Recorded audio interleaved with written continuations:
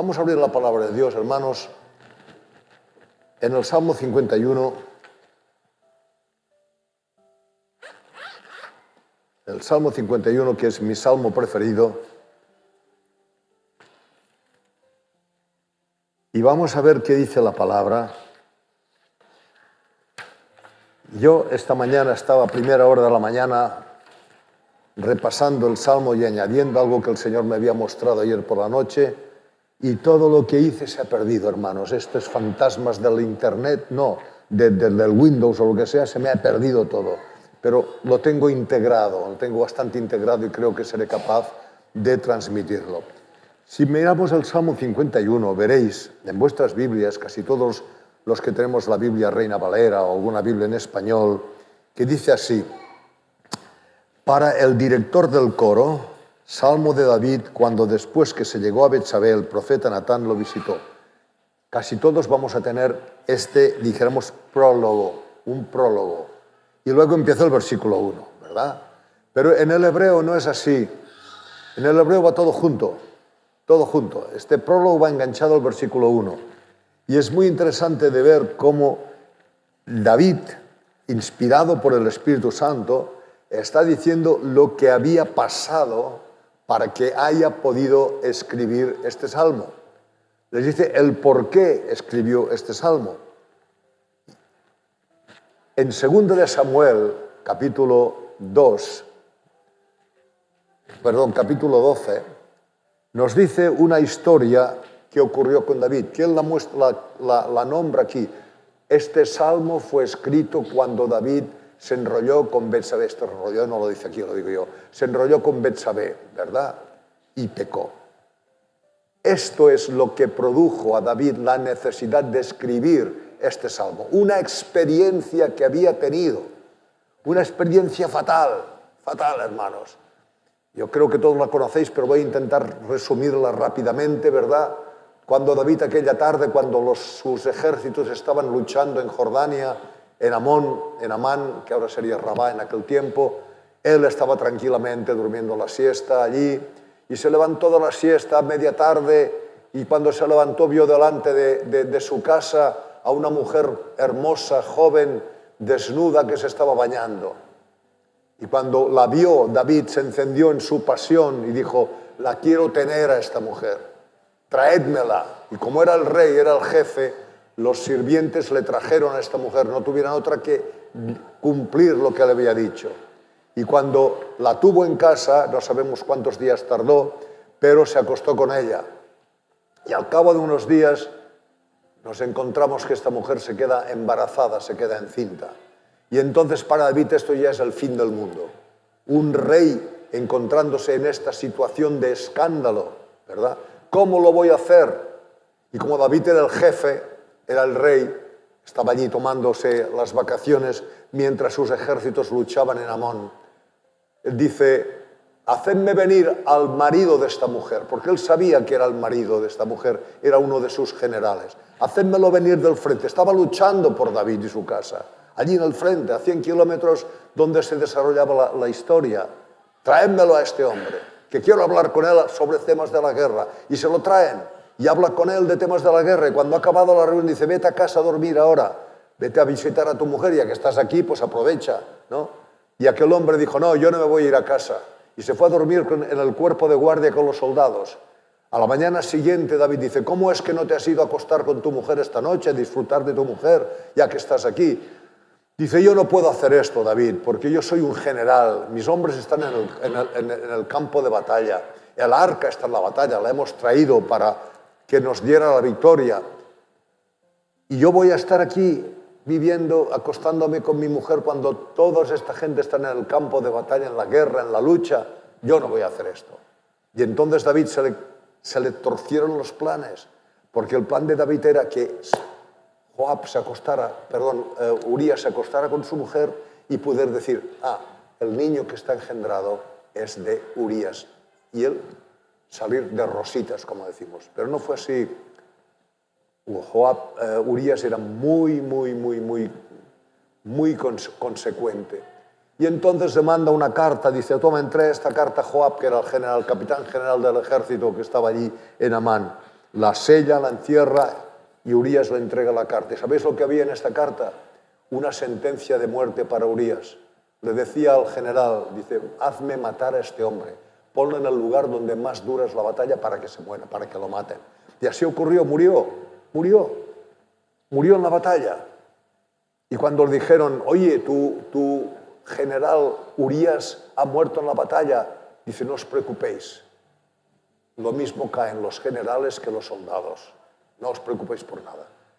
Y a partir de entonces David se va a la Dolce Vita con su mujer recién estrenada, se va a una casa y vive allí muy bien y muy tranquilo, no pasa nada, no tiene ninguna mala conciencia de nada.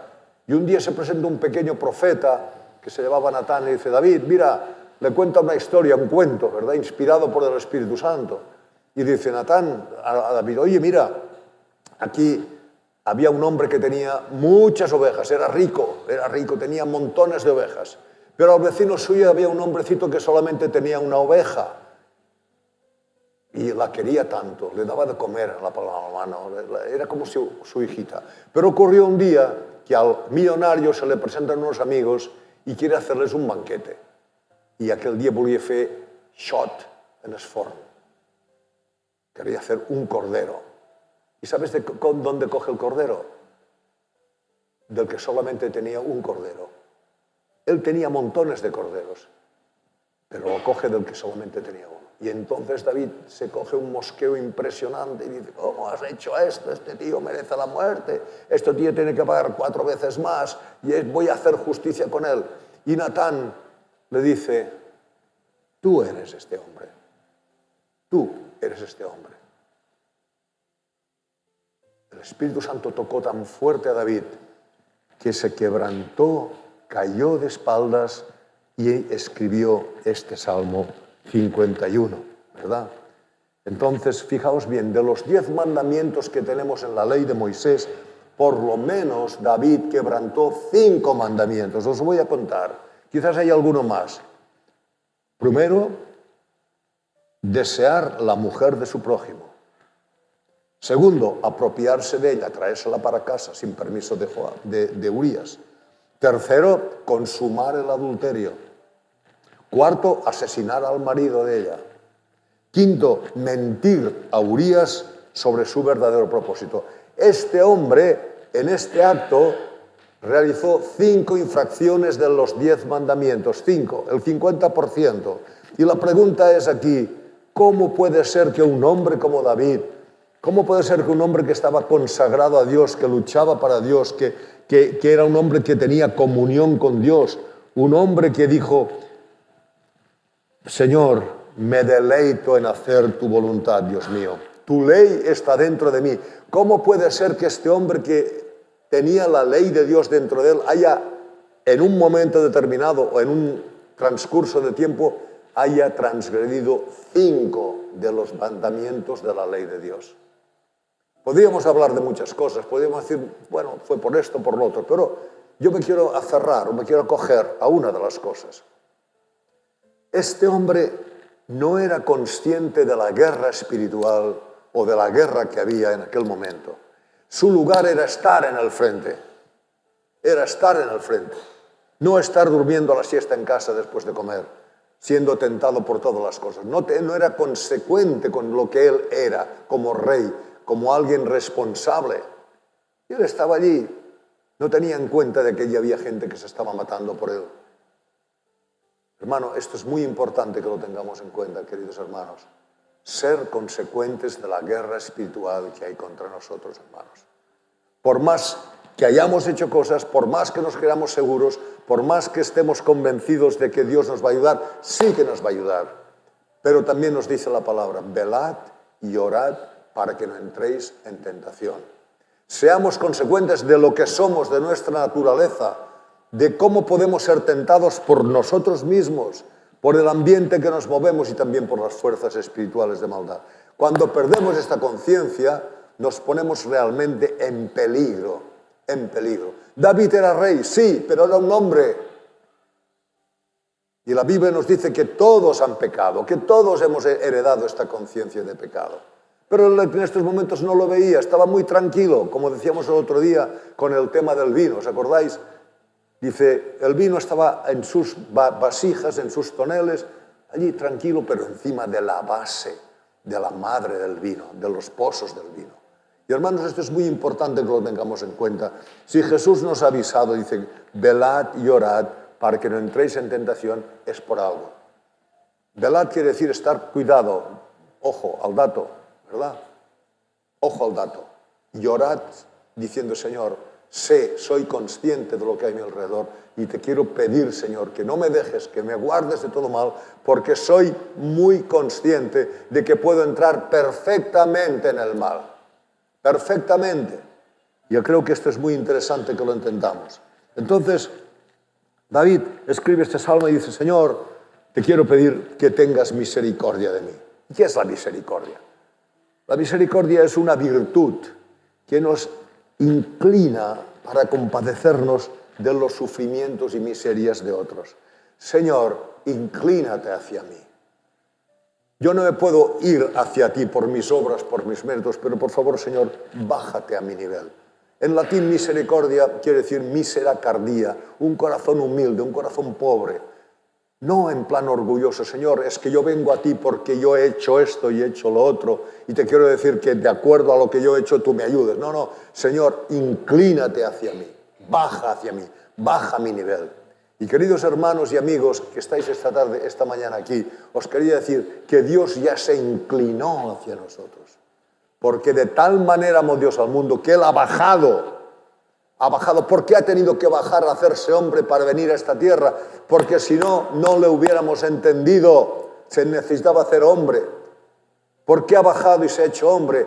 Para entendernos, para comprendernos, para ser como nosotros somos y para poder pagar por nuestros pecados.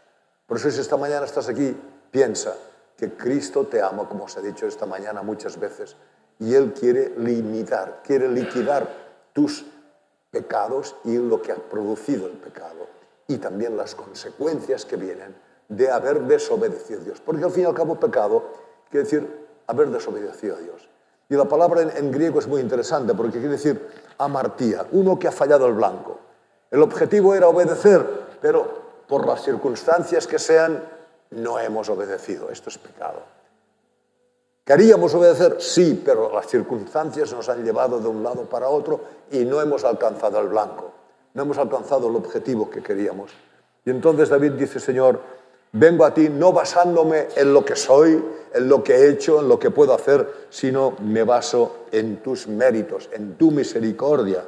Él conoce la compasión de Dios y dice, mira, Señor, lávame.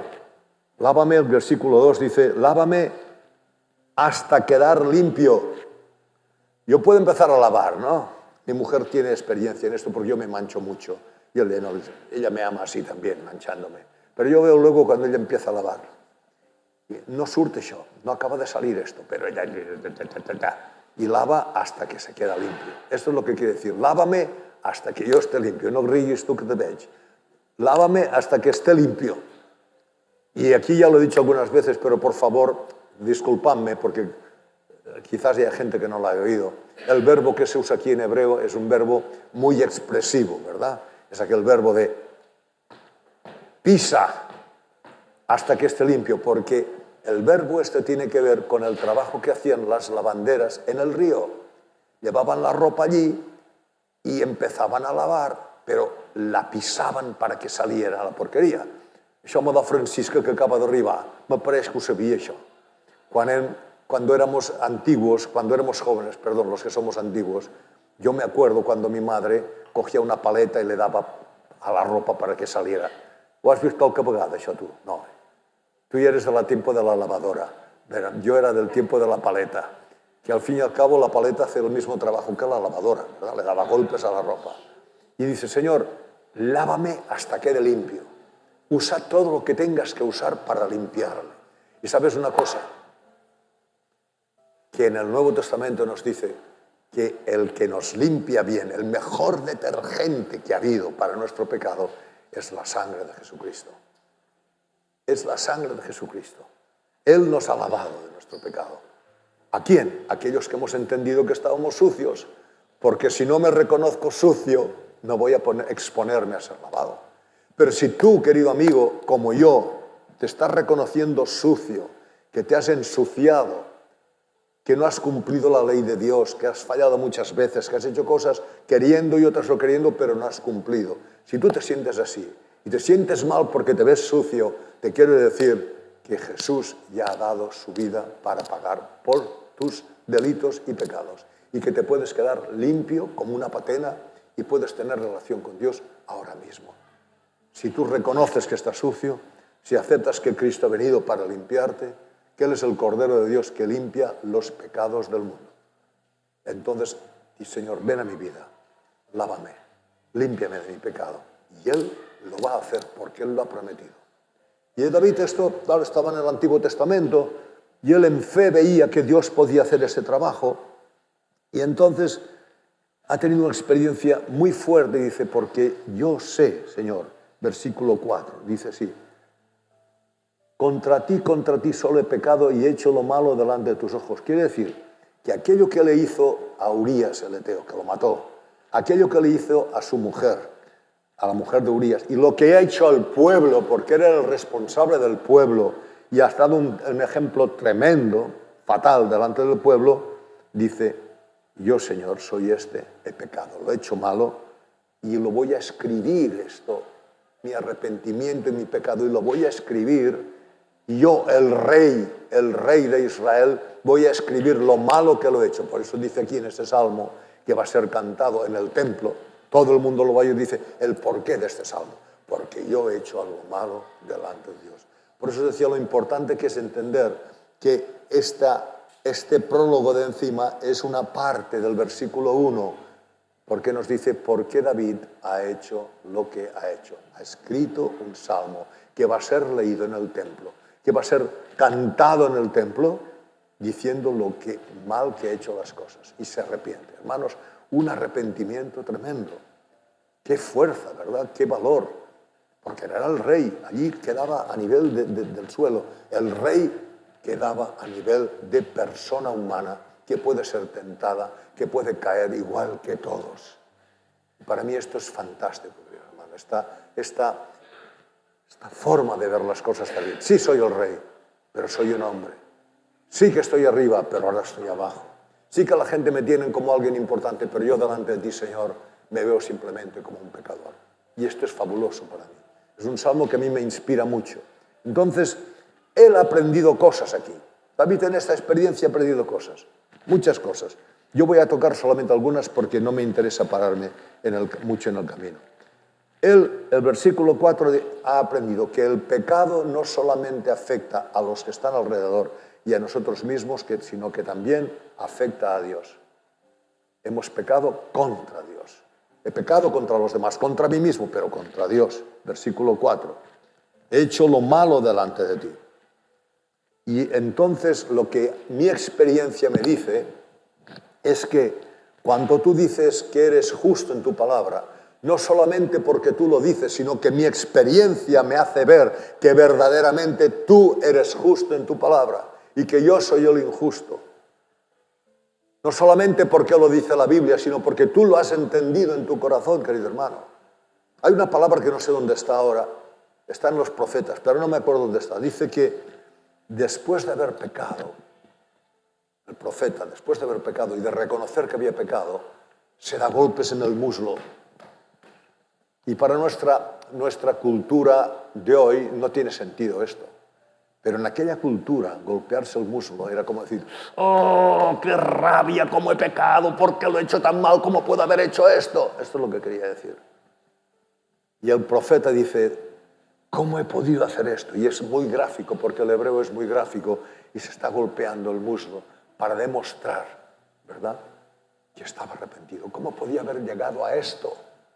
¿Cómo podía haber llegado a este punto, querido hermano? ¿Cómo puedes haber llegado tú a este punto o yo a este punto para poder hacer estas cosas que estoy haciendo? ¡Qué rabia me da haber caído aquí!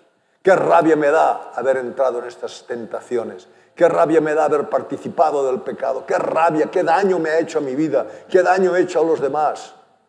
Pero eso te das cuenta luego, cuando estás cegado por la pasión, estás cegado por el pecado. no ves, no ves. Y David se está dando cuenta de cosas increíbles que solamente por la experiencia y por la administración del Espíritu Santo lo está entendiendo. Entonces lo que dice aquí, el versículo 5 dice, he aquí, otra cosa que ha aprendido David, otra cosa.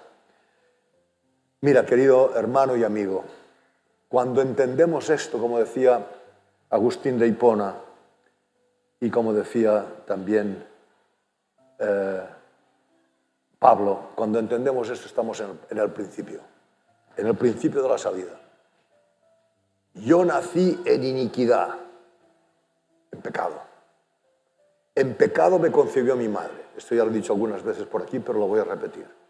Quiere decir que cuando mis padres estaban teniendo una relación íntima, me estaban concibiendo a mí. Ya había un ADN allí de pecado que me habían traspasado y que estaría conmigo toda la vida. Una naturaleza de pecado. Mientras mis padres me estaban concibiendo, en pecado me concibió mi madre. Por tanto, cuando yo nací, aporté pecado al mundo.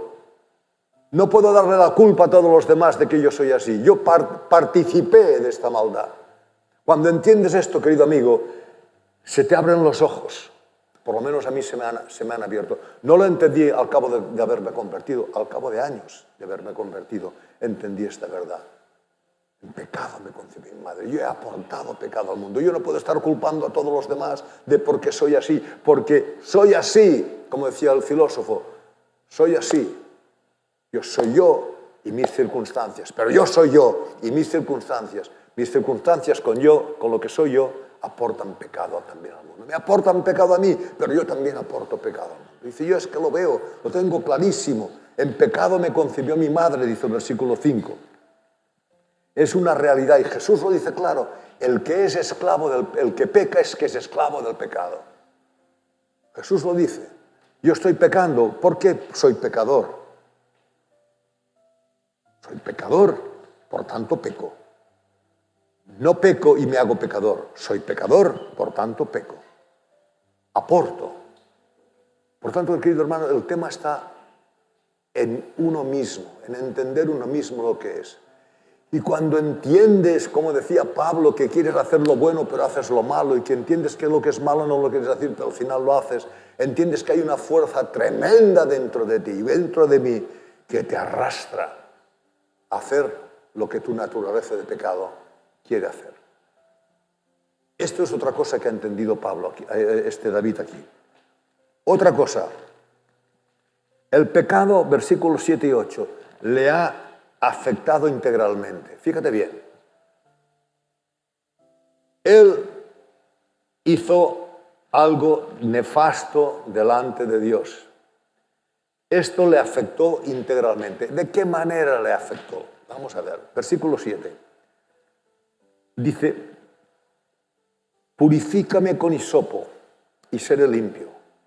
¿Dónde se ha producido el problema? Se ha producido espiritualmente, en lo espiritual. ¿Cómo se limpiaba la sangre, cómo se limpiaba el pecado cada año el día del Yom Kippur en Israel?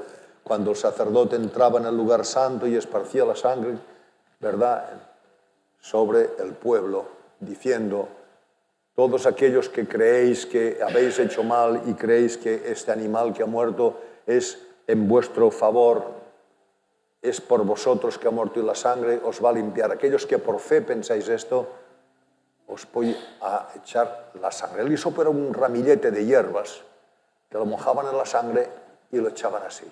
Entonces, si el mal está producido en el espíritu, porque me he cortado de Dios, porque el pecado nos corta de Dios, nos separa de Dios, nos impide ver a Dios. Aquellos que somos creyentes, cuando hemos creído, hermanos, hemos tenido una experiencia con el Señor, y a veces nos hemos sentido que estábamos en su presencia y con un gozo tremendo, pero a veces también nos hemos sentido que estábamos lejos de la presencia. Pero Dios no se había marchado. No. Él ha dicho que estaría con nosotros todos los días hasta el fin. Aquellos que nos hemos arrepentido y hemos recibido a Cristo como nuestro Salvador para que nos limpie y nos guarde, dice Jesús, yo estaré con ellos todos los días hasta el fin del mundo. Por tanto, ¿qué pasa? ¿Por qué no le siento? ¿Por qué no tengo este gozo que he tenido otras veces? Bueno, pues mira, estamos en época de verano. Nos vamos aquí a la playa de Muro. Un día de sol fantástico, ¿verdad? Nos vamos a tomar el sol allí, nos ponemos medio kilo de crema por arriba, por abajo, y venga, y dale, bueno, ya estoy ahora ya a punto para tenderme y tomar el sol. Me tiendo a tomar el sol, y hay un momento, me quedo dormido, y hay un momento que me despierto porque tengo frío. ¿Sabéis qué es lo primero que digo? Se ha ido el sol. Lo primero que digo, el sol no se ha ido, el sol está aquí. Lo que hay es una nube que te ha tapado el sol y te impide que te beneficies de su calor, pero el sol no se ha ido. Querido hermano, si alguna vez te has encontrado con esto, te quiero decir que el pecado es como una nube que te impide disfrutar de la presencia y los beneficios de Dios, pero Dios está aquí y Dios te está esperando que te arrepientas y vayas de nuevo a Él, que quites la nube. ¿Cómo se quita la nube? Confesando nuestros pecados. Se quita la nube y vuelves a tener comunión con el Señor. ¿Qué es lo que le pasa aquí a David? Es muy interesante. Dice,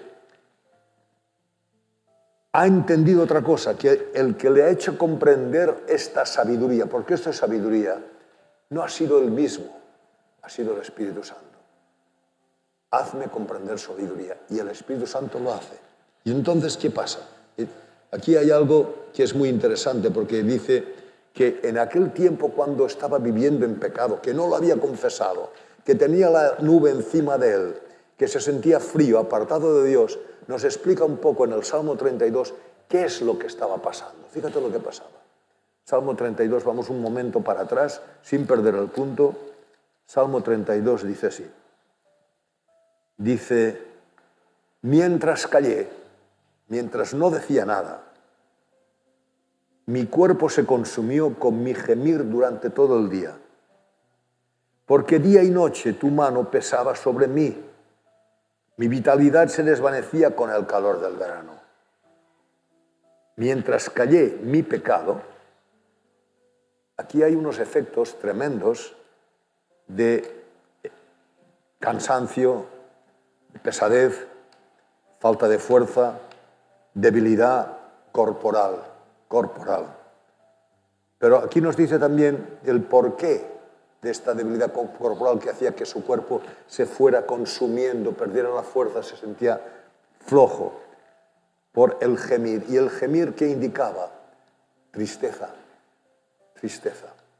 El pecado, apartados de Dios, tenemos tristeza. Quizás no lo sepamos explicar bien, pero gemir implicaba tristeza. Pero en el hebreo hay otra palabra que nos puede ayudar también.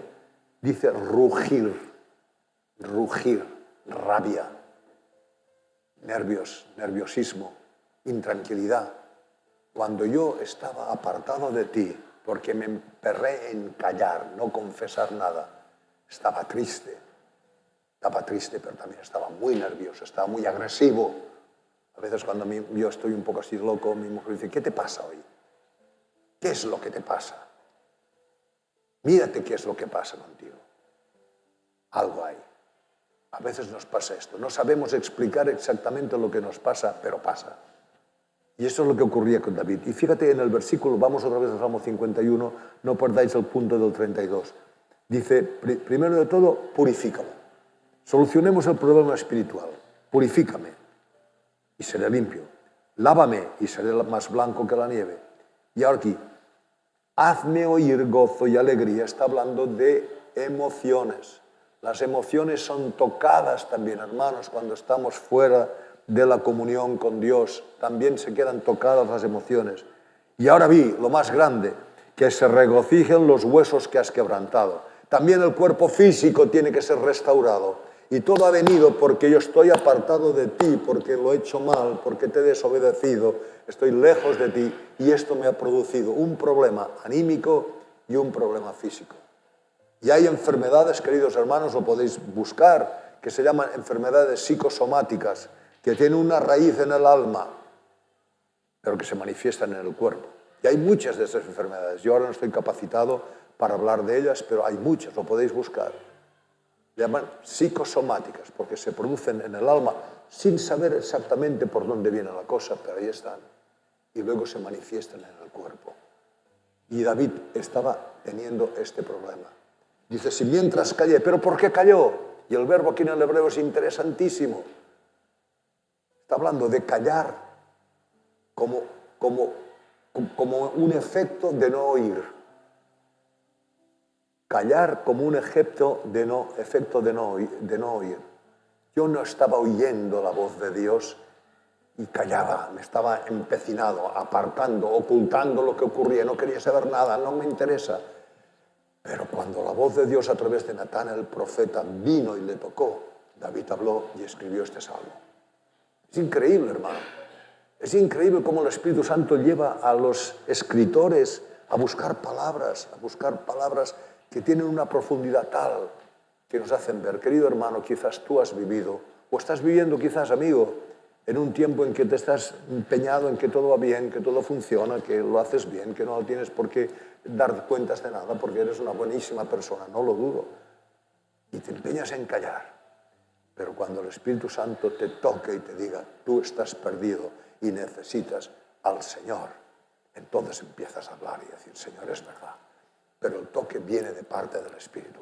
Yo no te voy a convencer, pero el Espíritu sí que te convence. Callé. ¿Por qué callaba? Porque no oía. Era un efecto de mi sordera. La mudez era un efecto de la sordera. Pero cuando oí, cuando Natán trajo esta poderosísima palabra, con un cuento, una historia, un cuentecillo de nada, se me abrió el entendimiento. Oí y entonces escribí un salmo que iba a ser leído en el templo. Y hermanos, aquí nos dice que a través de la confesión de lo que había hecho mal, viene la sanidad. Porque otra vez el Salmo 32 dice, te manifesté mi pecado y no encubrí mi iniquidad, versículo 5. Y dije, confesaré mis pecados al Señor. ¿Y tú qué hiciste? Perdonaste la culpa de mi pecado. Perdonaste mi pecado, mi desobediencia y todas las consecuencias que esta desobediencia iba a traer sobre mí. Increíble, increíble. ¿Has tenido esta sorpresa? Yo me sorprendí mucho. Cuando me convertí aquel día allí, que no tenía ni idea de lo que me pasaba, porque no tenía ni idea, la verdad. Pero sentí como una paz. Yo era un hombre que tenía mucho miedo a la muerte. Mi padre era gallego y los gallegos en este tema de la superstición y la muerte están muy implicados. Quizás me lo traspasó sin darme cuenta. Pero cuando me convertí sentí como un verdadero peso se me había quitado de encima. Yo no podía explicar nada, hermano. Yo no sabía nada. Un niño cuando nace no tiene ni idea de lo que le ha pasado. Ahora me doy cuenta. Pero aquí las consecuencias de este vivir apartado de Dios traen enfermedad, traen angustia, traen complicaciones en la vida. Cuando recibes a Cristo en tu corazón, empieza un tiempo, el comienzo de una sanidad integral. ¿Es verdad que siempre habrá enfermedad? Sí, claro, es una consecuencia del pecado. ¿Es verdad que Cristo puede sanar de la enfermedad? Sí que es verdad. ¿Es verdad que muchas veces no te sana? Sí que es verdad.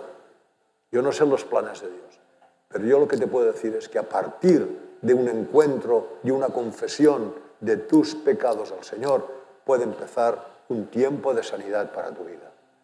Y eso es cierto, esto es cierto. Quizás no serás sanado en todo, pero el Señor empieza, por lo menos emocionalmente, empieza a trabajar en tu vida. Hermanos, se llaman enfermedades psicosomáticas, pero yo podría también añadirles otra palabra, neuropsicosomáticas, que empiezan en el espíritu y terminan en el cuerpo. Y no quiero decir que todas las enfermedades que hay sean producidas por eso, pero en el caso de David sí. En el caso de David era así. Quizás sea tu caso, no lo sé, pero en el caso de David es de esta manera. Entonces aquí vemos que confesé mi pecado, decidí, confesaré mis transgresiones al Señor. Lo voy a hacer. ¿Os acordáis del hijo pródigo? El hijo pródigo estaba tirado allí en aquel lugar, en medio de una pocilga de cerdos. Se le encendió la bombilla y dije, ¿qué hago yo aquí? ¿Qué estoy haciendo en este lugar?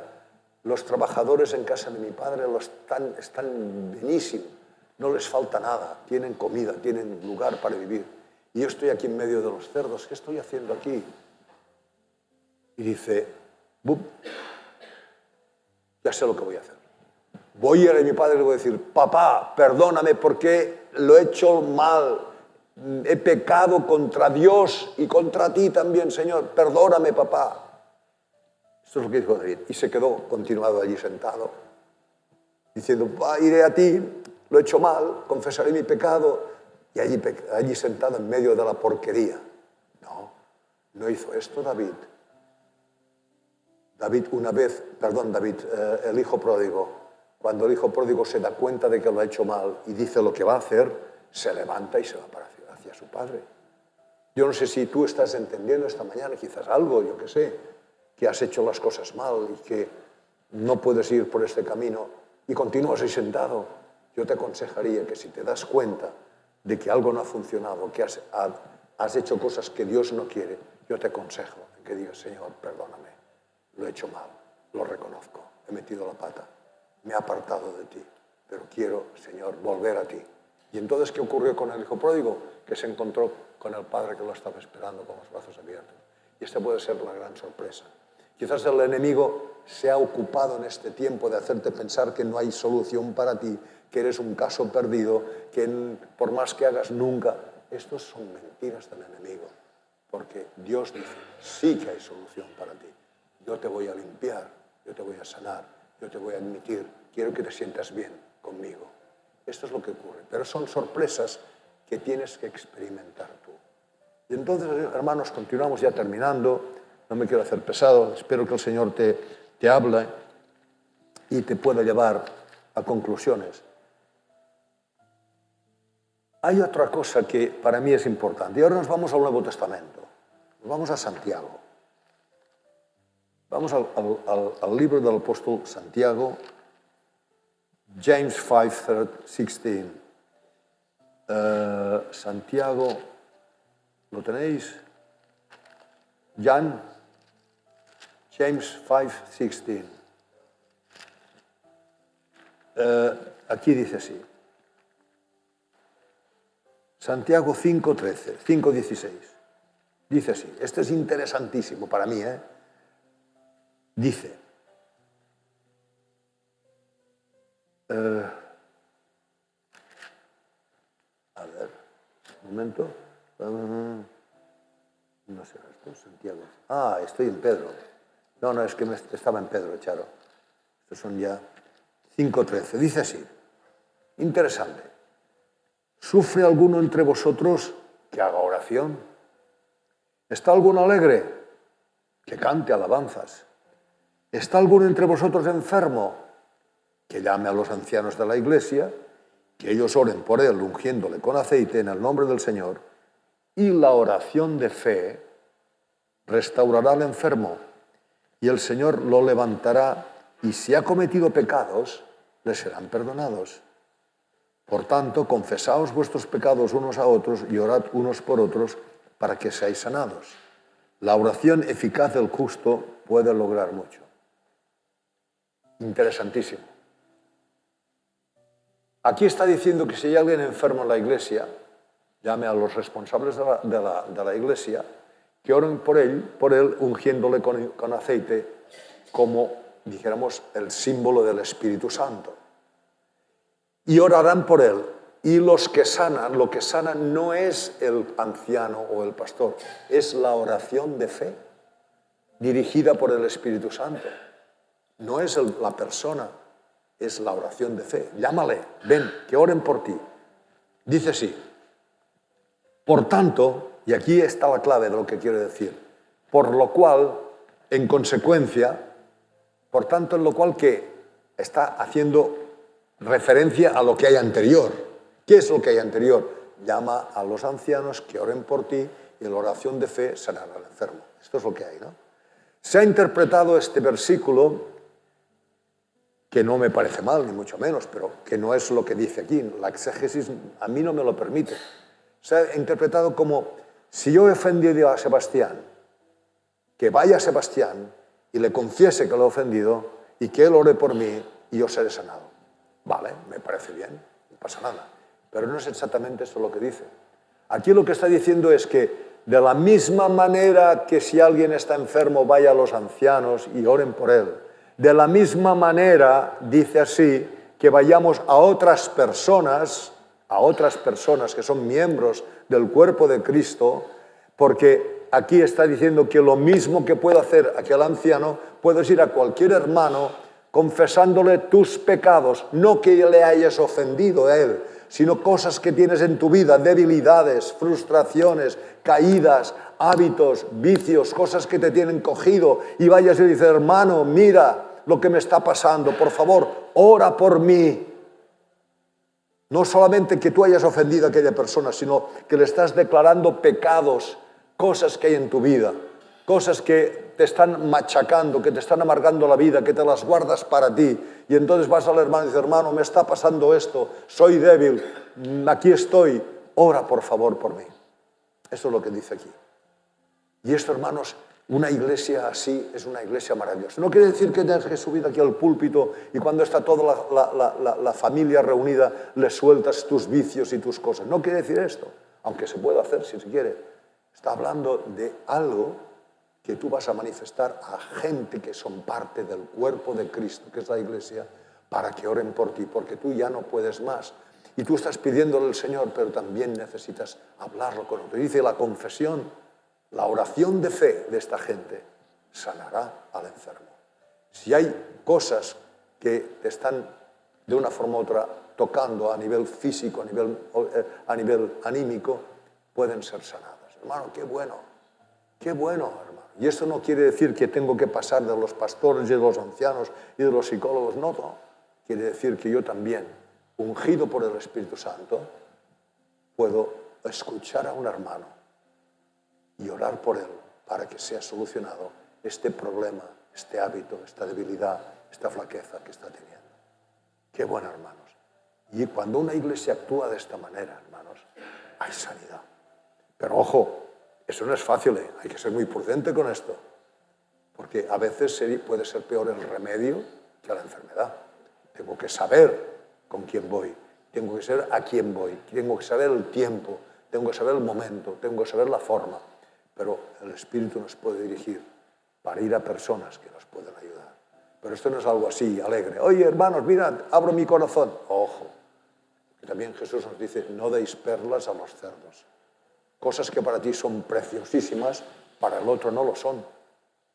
Cosas que para ti son valiosísimas, para el otro pues las puede pisotear igual que hace un cerdo, porque no lo sabe. Pero dirigidos por el Espíritu Santo, con la unción, podemos buscar el momento, la persona, la forma, para que abrir nuestro corazón, que oren por nosotros para que seamos sanados. Porque la oración de fe sanará al enfermo.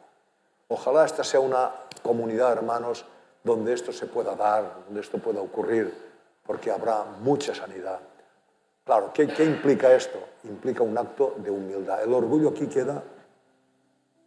Estás diciendo a alguien que te vea quizás como un Superman, que no eres un Superman, que estás intentando hacer las cosas bien, sí, pero que dentro, como decimos en castellano, la procesión va por dentro. Cuando somos capaces, hermanos, de abrir este corazón en el momento oportuno, a la persona oportuna, para decirle, me pasa esto, lo siento, me da vergüenza, pero esto es lo que hay, hermano, ora por mí, puede haber sanidad. Y hermano, es lo que deseo para cualquiera de los que estamos aquí. Y si hay alguna persona todavía hoy que tiene estos problemas, que se da cuenta que no funciona la cosa, que no va, que está esta nube por en medio que le impide tener una relación con el Señor, ven aquí, después del culto, estamos aquí, podemos orar por ti, podemos clamar que el Señor haga una obra, podemos clamar para que el Señor te libere y te sane. Que el Señor os bendiga, hermanos, hasta que nos volvamos a ver.